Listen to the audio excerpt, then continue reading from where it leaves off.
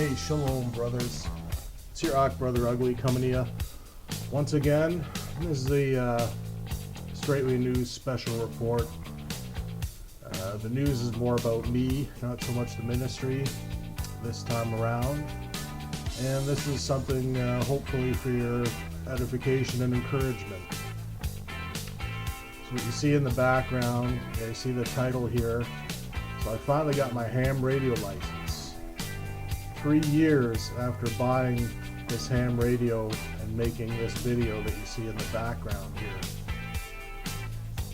So what took 3 years? Well, that's why I'm here. I'm not here to boast on myself for getting my license. I'm here to boast on the Most High for lighting a fire under my butt to get it done. See, what happened 3 years ago, I had all the best intentions. If you go back and watch the video, maybe I'll put a link to it in the description. The original unpacking, unboxing video, I was talking about, stuff hitting the fan and, needing a way to communicate in Israel between communities over long distances and why this was such a great option. The reality was, getting your license in Canada is a little tougher than it is in the United States. It's not an excuse, it's just reality. But anyway, at the time I got the study guide, I downloaded the material I needed and found like some of the sample test exams you could do with sample questions. And it was way over my head. I don't have a background in electronics. I don't have a background in radio, although I've always loved music and I've listened to radio my whole life, and I've even worked in computers for almost 20 years, but the science behind electronics and how electricity works and how radio waves and radio works was beyond me. It was never anything I studied or really knew a lot about. And some of the stuff in the Canadian exam is very technical. Like, you really have to know, just to be able to push that button and transmit, you have to know how electricity works, how a radio works, along with all the rules and the etiquette and everything else that goes on with it. So when I looked at the study materials a few years ago, I guess at the time I wasn't ready. It seemed beyond me. It was like, I don't have the time to study this. It's too complicated. And usually things come pretty easily for me. I always did well in school. This did not, and it discouraged me. So it went on the back burner, and of course, continued my life doing the other things. Still, I'm still working at my apprenticeship as a carpenter and whatnot. Anyway, as it turns out, with COVID and everything, we know what's been going on. Here in Toronto, we've been on these extreme lockdowns. People are isolated. I was without internet for 4 days, without internet and phone, so I was totally cut off from people. So I kind of realized, how important it is to stay connected and be able to communicate.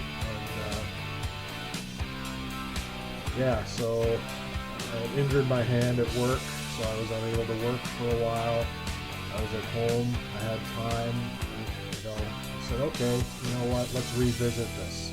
Things have gotten worse, we're getting closer to whatever's foretold in prophecy about the end of times, the last day. So even more so, it's important to be able to communicate with Israel. Plus there were some brethren there in the United States. I think Brother Josh, I know Brother Ethan, I think some brethren in Indiana, if I'm not mistaken, were communicating through shortwave radio.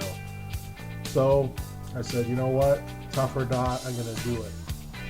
So I read the manual, I read through it, very dry material. It gave me some understanding, some of it still escaped me. I didn't have a good grasp. And then I was blessed, I found a YouTube channel. There's lots of stuff on YouTube that addresses ham radio in the United States, but very little regarding the examinations in Canada. And This YouTube channel just went up a few months ago at the end of 2020. So I found a really good channel that went chapter through chapter, explained all the concepts. So after reading the manual, I went through all the teachings and then spent hours and hours doing practice exams.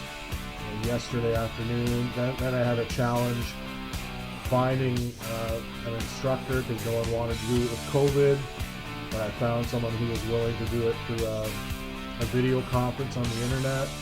So I found the examiner, we took the time, and then found out I had to print out the test. I thought he was going to administer it orally. Well, my printer was broken.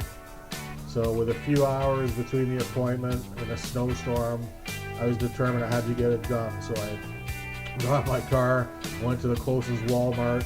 All the computer stores are closed, but Walmart sells some computer stuff, and because they sell food, they're allowed to open during this lockdown. So I went, first Walmart I went to, the closest one, they were all sold out of printers. So I went to the next one, and praise Yah, I found one, bought a printer, got home, had time to set it up.